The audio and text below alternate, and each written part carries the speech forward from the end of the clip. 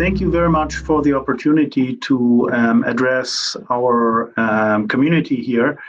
My background is in internal medicine and infectious diseases. I trained in both, and I was actually trained when SARS-CoV-1 hit in 2003, so I went through the whole drill once. Fortunately, it did not materialize then. I worked as a hospitalist until late August of this year, now serve as a chief medical officer for Medical Associates. I would like to give you a brief summary where we stand with COVID. So COVID-19 is about 2 to 3 times as infectious as the flu, about 10 to 20 times as deadly, and even more disabling. So we have actually a virus that does way more harm than the usual flu. It's not a bad flu, it is really something completely different. What everybody has to be aware of right now is that we do not have any game-changing treatment yet, but the great hope that we're having now is that a vaccine will be available in the very near future.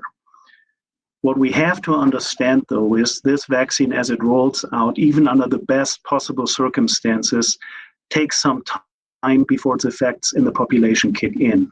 So we have to think in a time frame between 6 and 18 months before we have enough herd immunity to really power over the whole thing. Now, this is where what we do comes in. This is the time being that we have to take the right steps to keep everybody safe by means of mitigation. And mitigation means simply we try to prevent the virus from spreading. This can be as simple as wearing a mask, can be as drastic as having a staying at home order. What is more important that everybody understands what role they play as an individual. And I think what Governor Reynolds outlined today in a press conference is the minimum of what we need to do. We really need to be aware how we can change the game here, and everybody of us in the medical community will chime in on their part. The whole infection, the whole pandemic is not over yet. So we still have some work to do together, and we can get through this. I'm very confident about this. I think what is also important to understand for our community is that we have a great medical community in Dubuque and surroundings. And all of the players work very hard together and talk together and try to find the best strategy, how we can get each and every one and their families through this pandemic. And may it be the hospitals, the medical groups, the community health centers, everybody really plays a phenomenal part. Public health is phenomenal. What we have to consider and what we have to acknowledge is that we are stretched. And we have to really slow down the spread of the virus in order to avoid a scenario in which the sheer amount of newly infected and sick people will overrun our health resources. We are still at a good spot. Let me make this perfectly clear, and we can take care, but it is a very volatile situation. And as pandemics go, they run their own course. They don't care what we think about it. So we have to be prepared. And part of that preparation is that we make clear to everybody and the stakeholders what needs to be done to prevent this from happening. And what is also important that I wanted to share with everybody is this is a timely decision and these are timely steps. If we postpone this decision about what we're going to do and how we're going to approach it for 4 weeks, the virus might have run its course and we are beyond the part where we can really influence it. I still think we have a good chance to influence how it's running in the community and in the state, but we have to do it now and we have to do it the right way. Yeah, so I'm Dr. Borich. I'm a medical director of the hospital service at Grand River Medical Group. We provide services at Finley Hospital and also in MercyOne Hospital. So as a part of the hospitalist team, I can speak from the perspective of healthcare workers who are at the front lines fighting this pandemic in the trenches. So I agree. I think Dr. Schultz put it in a very elaborate manner how things are, and I can tell you things are really bad. We are seeing scores of patients coming in every single day with COVID. Some are with mild symptoms, and they are discharged home to recover by self-isolating themselves. But there are many patients who are still requiring hospitalization, and many of them are very, very sick. And some of them, unfortunately, do not make it. So it's really a difficult situation, and unless we change the ways we are dealing with this pandemic as a community, things are likely to get way worse. And just like Dr. Schultz, I'm concerned that at some point our healthcare system is going to get overwhelmed. We are already stretched thin. We have healthcare workers who are getting sick with COVID and falling out of the working pool. So we are already having difficulty with the staffing. We have logistic issues. We have equipment issues. So everything is stretched very thin. So I implore our citizens in the community to take this seriously. This is not just another flu. This is very serious. It's way more deadly. And unfortunately, even though we have some treatment options available, we don't really have a silver bullet. There are things that work to an extent, but nothing is completely curative. So until the time we have a effective vaccine available, I think the only option that we as a community have is prevention. And to mitigate the effects of this pandemic, we need to come together as a community, and we need to take the precautions which have been prescribed all along. We need to wear masks, practice social distancing, and avoid large gatherings. And I can't overemphasize how important this is. I think people should realize things are really bad, and they should play their part, not just for themselves. They should do it for their loved ones, their friends, their family, and their fellow citizens. Good afternoon. I'm Tara Morgan. I'm one of the providers as well as the director of nursing at Crescent Community Health Center. There are a few things that our community can do to help to ensure that we stop the spread of the illness, as well as prevent any further illness from happening. We need the community to practice social distancing. Even with social distancing, you still need to wear your mask. We ask that you wash your hands frequently. If you are sick, please stay home and keep those who are living at home with you at your home. Another thing that you can do to help out the healthcare community is to contact your primary care provider if you are sick. Pick up the phone and call, ask for guidance. Please do not go directly to the hospital, to the emergency room, unless it is a true medical emergency. Your primary care office can give you some direction. Also, another thing that you should seek out doing if you have not already done so, get your flu shot. It's one other thing that you can do to help prevent the spread of another illness. And lastly, please be patient and kind to the healthcare workers that are working as hard as they possibly can for our community. We're doing everything that we possibly can as quickly as we can to meet the needs of our patients. We still have the day-to-day operations of our clinics to take care of our patients. In addition to that, we also have the work to do with a pandemic on our hands. So please be patient with us. Hi, I'm Mary Rose Corrigan. I want everyone to know that the Dubuque County Incident Management Team is meeting and working regularly with MercyOne and UnityPoint Finley hospitals, as well as our other healthcare providers in the community, and we've been doing that since March. Like the hospitals and healthcare providers, our incident management team is a united force of the city and county health departments, the VNA, and our emergency management agency. And our long-term planning, which began many years ago, has established and allows us to work collaboratively together through established communication avenues and relationships. And we also work to continually update our local policy and elected officials, including the Board of Supervisors, the Board of Health, our county municipalities, and the Dubuque Mayor and City Council, and we appreciate all their assistance. Today, Dubuque County surpassed 7,000 cases of COVID-19, and along with the continually increasing 14-day average positivity rate of its 22.9% right now, and the ongoing increased level of COVID patients in our hospitals, together we are addressing the critical issue of hospital capacity. And the goal is to maximize capacity and the capability of MercyOne and UnityPoint Finley hospitals in order to care for the COVID-19 patients while maintaining services for other non-COVID-19 patients. And we're going to address this through several objectives that we've all agreed upon. And that is to basically create a system for securing and assuring adequate staff, providing ongoing communication to facility staff, community and community partnerships.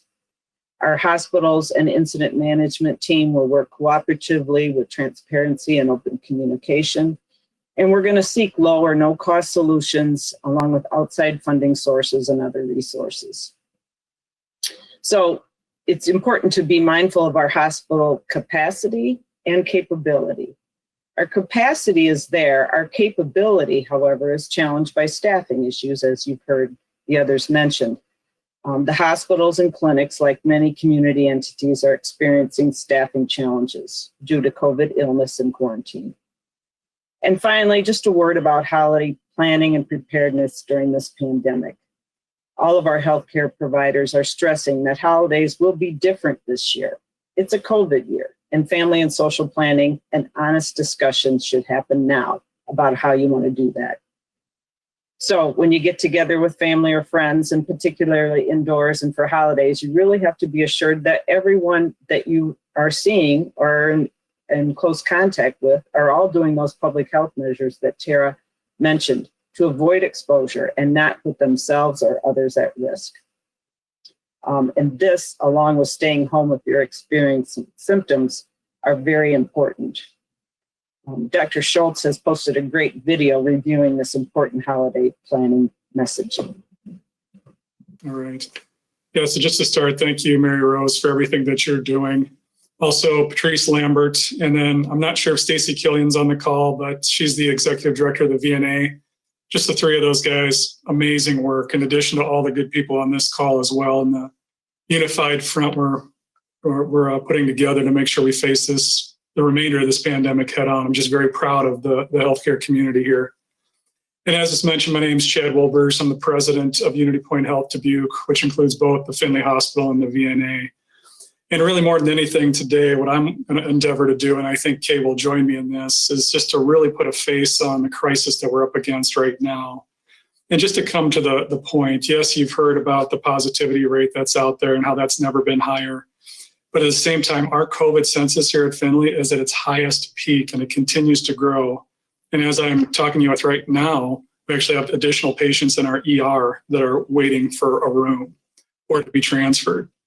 And to compound the issue at hand is we're having a significant amount of staffing challenges. So early on, it was related to pharmaceuticals and test kits and PPE. Right now, it's a staffing crisis beyond anything like I've ever seen before. And you know, the specific concern that I have is the fact that we have so many team members that are out. We have more employees ill today than we've ever had in the time that I've been back to Finley. And I want to make sure that the community understands, the public knows that our staff are not sick as a result of getting the infection here at work. It's very much a function of community spread. A couple other notes to add to some of the fundamental messages that we've heard since the beginning that I think do bear to be emphasized, and especially in light of all the info fatigue we have out there. But the specific mentions that I would have is just over the last 24 to 48 hours, I've been very concerned, and I've talked to family and friends about the good, optimistic news about the vaccine and what's going on with Pfizer and other pharmaceutical companies. And really, although that's good news to be celebrated in some ways, we cannot, absolutely not, let our guard down right now. And although, you know, we see these different timelines in the news, that's months to a year or more out before everybody in the community is vaccinated. And between now and then, people can still contract this disease and can still die. So we must not lower our guard despite some of the optimism that's out there.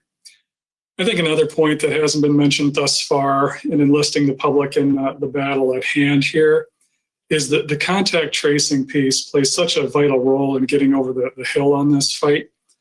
And our good people at the VNA are tasked with doing that contact tracing. And they're having trouble at sometimes getting a hold of people. So if you've gone and got tested, and if our good people from the VNA call you, please pick up the phone, talk to them, engage in that process fully, and take appropriate mitigating action appropriately as well.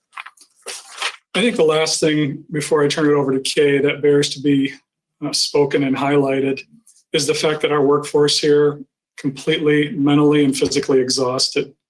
And I think it's highly likely that everybody that's going to be receiving this message today has a family member, somebody in their friend circle, in their neighborhood that works in the healthcare system. So in addition to what we shared earlier as far as being kind, I think the best way to be kind is to follow up and fully engage in these fundamentals and some of these new items that are coming to light that will assist us in our fight to once and for all get beyond COVID. So please do appreciate and thank a healthcare worker today, but the best way you can do that is to fully engage in some of these measures that as a unified healthcare community, we're advocating together today. So thank you very much, everybody. Stay safe out there. And then I guess with that, I'll turn it back over to you, Randy and Kay. Well, good afternoon. My name is Kay Takis, and I'm the president of the Eastern Iowa region of MercyOne, including MercyOne in Dubuque and Dyersville. Like the rest, first of all, I want to say thank you to the members of the MercyOne and the broader healthcare community, and to let you know how proud I am of your selfless service and your sacrifice during this very challenging situation. Thank you. My message today is really simple. We are currently able to care for patients with COVID-19 and for those with other healthcare conditions, but the situation is definitely escalating at a rapid pace and is very serious. We've seen an alarming spike in the number of inpatient hospitalizations due to COVID-19 in the last 2 weeks, and we're very concerned about becoming overwhelmed, which will likely occur if the course is not corrected. Our bed capacity and our staff are taxed, and as I'm sure you know, we do not have unlimited resources. We need the public's help right now to change the direction of the pandemic in our community from what could be catastrophic to one that is manageable.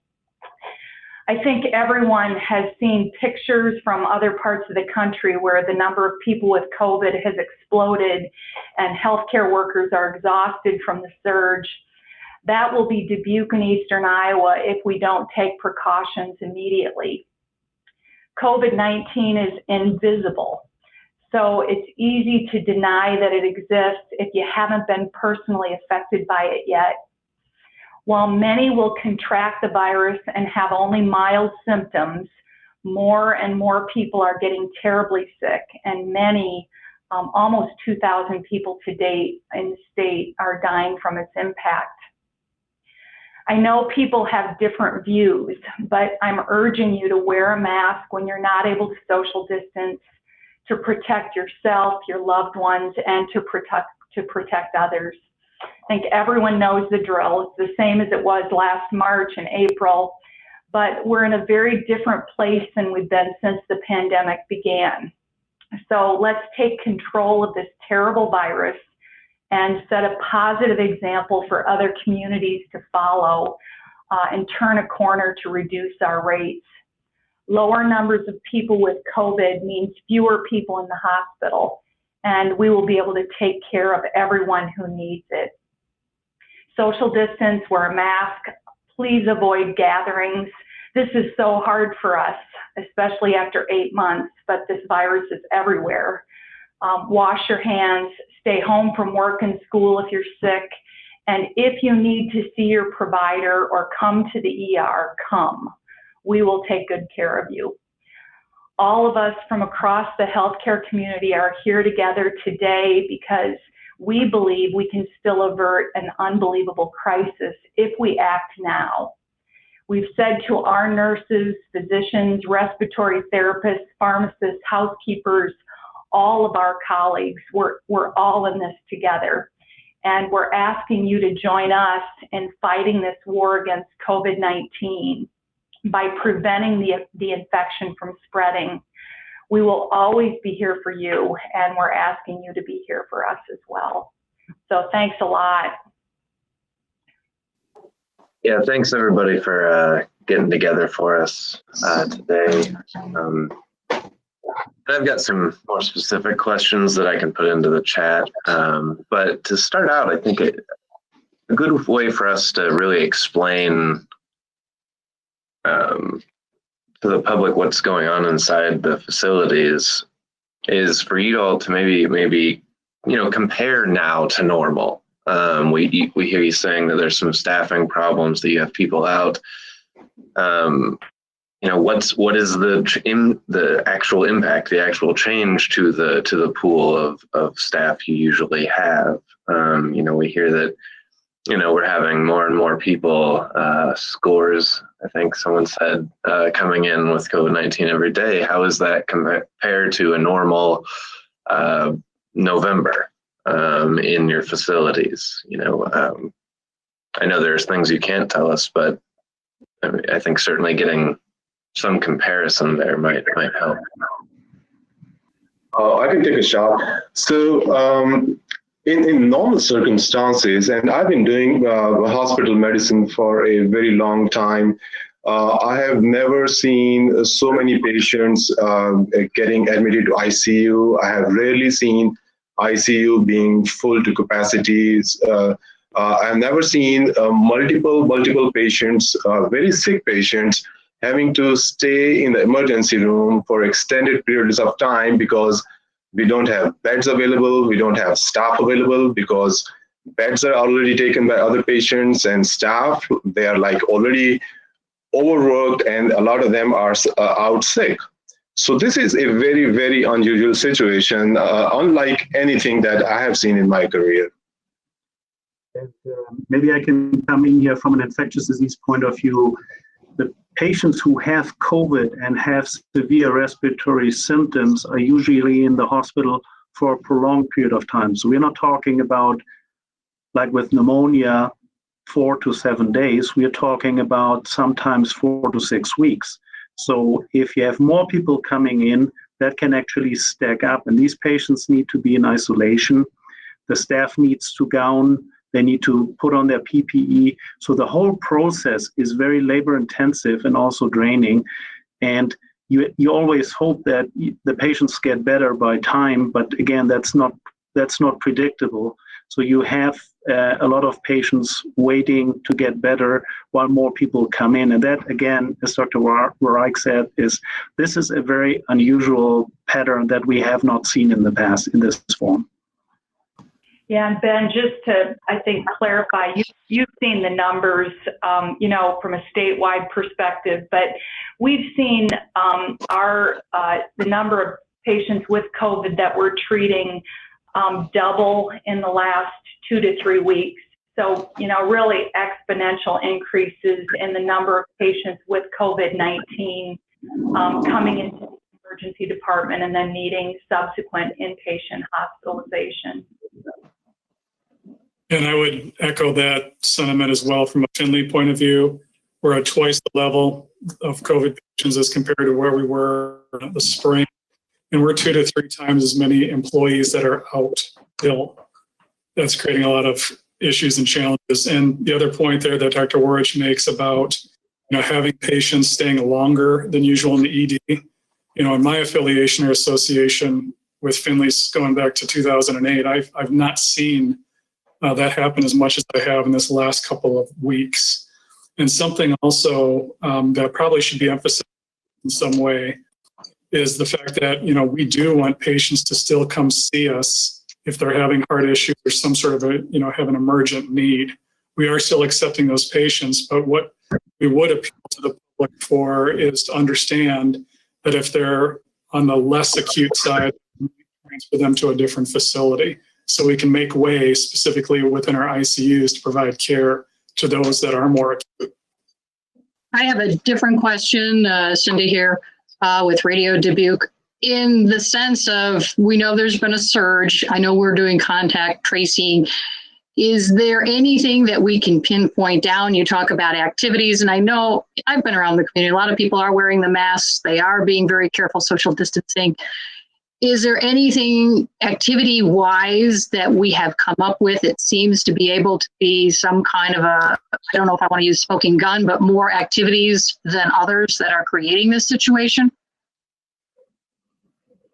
This is Mary Rose Corrigan, and since we keep in close contact with the VNA and the contact tracers, I can say that, several weeks ago and a month ago, we were saying it was due to mostly large social gatherings and events. That's still a factor, but in general, we're seeing more spread among smaller gatherings and smaller events and private events. It's really difficult to pinpoint specific events with the number of cases we're doing contact tracing on. But I think the important message is that although attending large events that are crowded and where people are not using appropriate public health measures, the other thing to be very cautious of is smaller events, smaller social gatherings where it's difficult maintain distance, like for instance in someone's household, etc. So we're seeing it on both ends right now. And Mary Rose, let me come in dovetailing on what you said. The more widespread the virus is in the community, the easier it gets for the individual to get infected, even with smaller groups.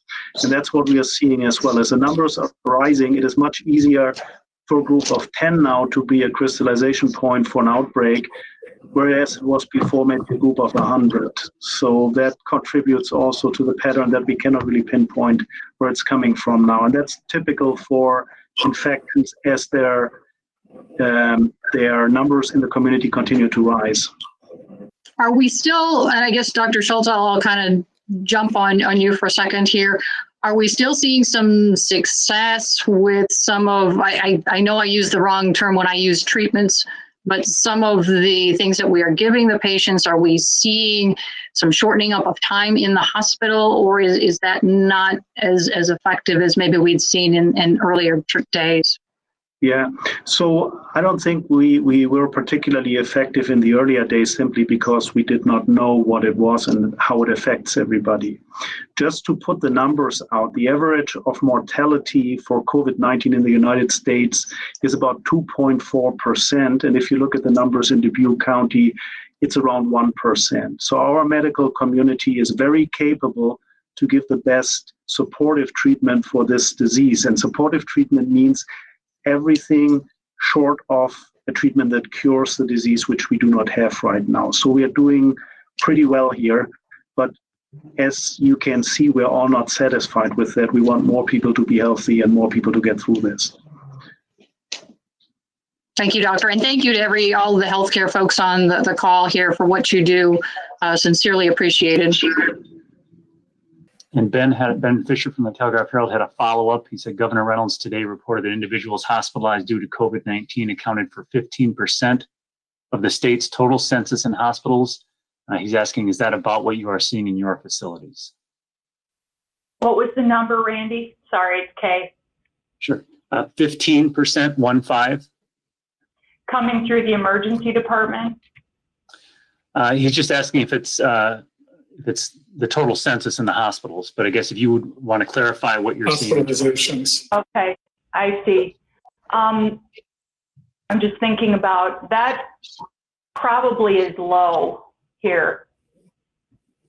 I think our percentage would be higher. Yeah, I would agree to that. I'd like to get you a more accurate number for comparability purposes. So if we can follow up on that one, that'd be okay. And I'm kind of looking your general direction to help me with that, please. Well, Dr. Warich here. Well, in my personal experience, the number of COVID admissions or as a proportion of total number of people hospitalized in Finley Hospital is easily more than 15%. In fact, we have an entire floor which is full of COVID patients. We have an ICU which is close to capacity with most of the patients with COVID. So I would say, there is a outsized proportion of COVID patients currently under hospitalization, as far as Finley Hospital is concerned. Yeah, too, if we could get some specific numbers to you, and I'll work with Ann Cannon with communication with the JIC to get that back your way, if that's all right. Yeah, thank you very much. Yeah. And maybe that would be a chance for Dr. Schultz. I think you talked a little bit earlier, maybe it was earlier today, maybe about the difference between capacity and capability. Yeah. So capacity is the actual number of beds. So it means what physical beds a hospital or facility has in place, but that's not the same as the capability. The capability depends on a couple of things. It depends on staffing, as Kay and Chad pointed out.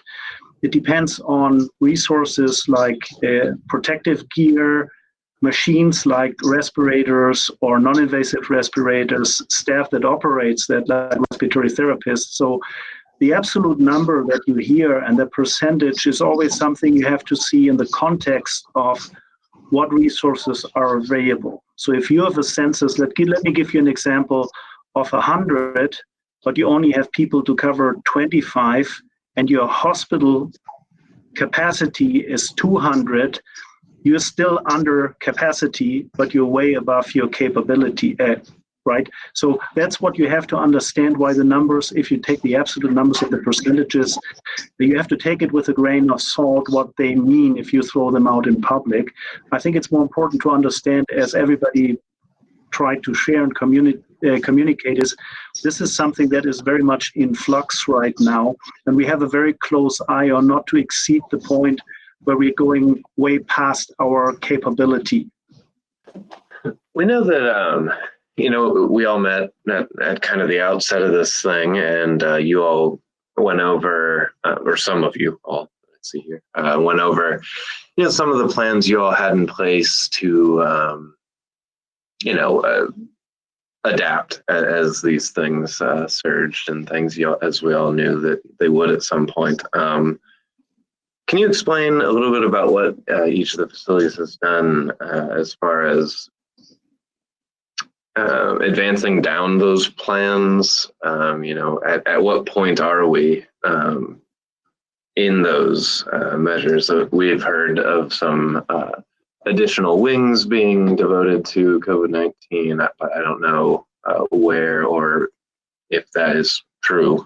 We've just did some things. So I guess just walk me through some of the things you all have, some of the solutions you all are trying to, make this all work. Yeah, thanks, Ben. We actually, as we discussed back then, I can't remember when that media event was, but we, at that time, were putting together really pretty elaborate surge plans, anticipating, based on the experience that was going on in other parts of the country, obviously with the hope that we wouldn't have to implement them here. And we implemented to some extent in May and June, but for the most part didn't have to get really too far into the surge, document plan, if you will. The advantage and the benefit that we've had is really this spike has been happening, or the increase has been happening kind of incrementally. So, we were kind of stable with the number of patients with COVID-19 that we were caring for, and able to adapt our operations. And then just incrementally, that number has gone up until very recently, when we've really seen more of a, significant increase. And we've had the opportunity to really refine the surge plan as we've gone along, or things that we thought would be the case turned out to be very different, or things that we didn't anticipate. So, you know, this incident command team that's meeting every single day at Mercy and probably at Finley too, that's exactly what we're working on. Is so, you know, we have all of our patients right now with COVID-19, for example, in the medical wing. Surge planning is really thinking about ahead of time, where do we most effectively go next? So preparing in advance, negative pressure rooms, in some cases full negative pressure wings, so that we have the ability when we fill up in one area to, you know, begin to admit then to another area. We've really refined our surge plan significantly. We are well into the surge plan, in a better place than we were last spring in terms of PPE and having sufficient, you know, personal protective equipment. And when you have full wings of patients, you know, what are the implications for that for staff in terms of being able to stay within that space so that they don't have to continually put on and take off their equipment, making sure that we have appropriate oximetry and telemetry and all of those things, you know, equipped in those rooms and in those wings. We've actually moved services to accommodate so that we can, again, you know, be more efficient and effective. For example, we relocated our pediatrics services so that we could, you know, make more room, for example, in the medical area. And we're constantly thinking ahead to what is going to be the next place that we go so that we can be most effective. So we're, you know, I think we're getting a lot, we're definitely smarter. The surge plans have become much more refined in terms of, you know, what our patients need, what our caregivers need, and how we can best meet those needs, as well as the needs of patients who don't have COVID-19. So we're very committed to making sure that, you know, all of the healthcare needs of the community are met. And that's why, you know, the imperative, we want to make sure that we can continue to do that. And we can't control the supply or the demand. We need, you know, help from the community to try and get it stabilized. Yeah, our story here at Finley is pretty much identical. You know, early onset, you know, anxiety was pretty high. We were, you know, seeing an X amount of patients, and of course now that's doubled. We went out of incident command mode in the last few weeks, probably weeks we're in full-blown incident command mode once again. And to Kay's point too, we've learned a lot about scenario planning. You know, really what we've done here is try to do everything you can to surge from within and flip those switches versus having to jump outside of the organization, which is exactly why we're having this press conference today, is because we need to enlist the support of the public to take these measures more seriously than ever before, knowing it's at its zenith in terms of compared to previous statistics, such that we don't have to contemplate those measures. And I don't know, Mary Rose, if you're still on the call, or Patrice, but you know, at some point when we jump from inside the walls of the hospital to outside the walls of the hospital, that's when we have to enact other measures. Chad, to that point, I think just to tag on real quick, the fact that we were hoping we could avert surge, but the fact that we've had several months to really prepare and to learn, you know, hoping we can avert. But I think all of those systems that we were putting in place in, you know, March and April and May, including the conversations that Chad just described, where we're working very collaboratively together with Mary Rose and Patrice, public health, and with our other hospitals in the region, critical access hospitals, so that those systems of communication are really well developed. and we're talking every day so that we understand what the status is and what our options are. So we're not scrambling with any of that. Those things are well developed, and we have good information and great relationships. And I think that's helping us right now, in terms of making sure that we're doing the right thing across the community and the region. Sorry, Mary Rose, jump in. No, Kay, I would just echo what you said. And I think public health's role right now is facilitating and assisting the healthcare providers, and particularly the hospitals, in getting assistance from the community and some outside resources in order to increase your capacity. And, if we need to, move outside your walls. But the goal is to maximize the hospital capacity and systems to keep that care for everybody in place, COVID and non. And that's how our public health and incident management team, city and county working together with you can bring in, some of those outside things you normally don't have to call upon. So that's the goal. I just add that I think the response of the healthcare community, our providers and nurses and respiratory therapists and pharmacists and chaplains, and shouldn't name them because there's so many, our nursing assistants, has just been remarkable. And I know that the support from the community is greatly appreciated as well. So appreciate all the community is doing to prop everybody up.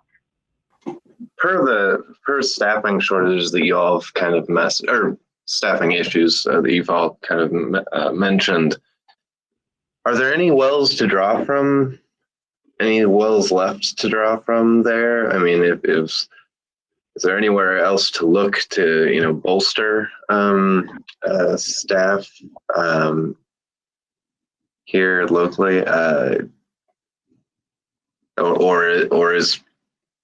are we basically tapped out and we need the community to just cooperate?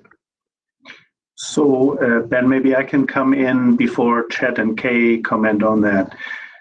Since it's a pandemic and affects the whole state and the whole region, actually, the whole Midwest is affected. The pools that you can tap in from other states or other regions are as limited as they are here. We still have reserves, so be aware of that. But these reserves are not endless. And that's why it is so important that we take steps now to use these reserves really, really, really when we need them, and don't burn through them through things that we could have avoided, such as mitigation of infection with steps like wearing a mask, with steps like avoiding large gatherings and not spreading the virus further in the community. I don't know if Chet or if Kay, if you want to say more about that as well. I think the only thing I would add, it's not an easy question to answer, but you hit it right on the nail on the head there, Dr. Schultz. The communities around us are also starting to surge. And really what we're relying upon right now to stem the tide is to ask our staff to pick up additional shifts. And they are doing so. But again, they're very exhausted and also susceptible to becoming infected in the community with COVID. Traditionally or typically, we would also rely on outside firms, agency firms to bring in temporary help, but they're being taxed beyond measure as well. So there's really, not a great way to answer the question. It's not a great situation, and hence we absolutely need to enlist the public in this battle to keep our workforce safe and healthy. Yeah, the only thing I would add is that, to Dr. Schultz's earlier point about capacity and capability, we look at, as part of this surge discussion, how do we create capacity? So we create capacity, as I discussed earlier, by looking at, where do we go next from a bed placement standpoint. We also look at how do we create capacity from a staffing standpoint, really mobilizing all of the resources within our organizations. So not just our caregivers, but, all of our team is mobilized and helping out had great conversations. I think Mary Rose and Patrice are involved with the schools of nursing. And then you start looking at, how do we free up staff? And that's where, questions about elective or non-urgent, emergent, services, visits, we start looking there. That's not something we want to do because, again, all patients need care. But, you kind of look within and then across our organizations to see how we can kind of create that staffing capacity. And then mobilizing all the resources within our organizations as well as within the, the local community as well.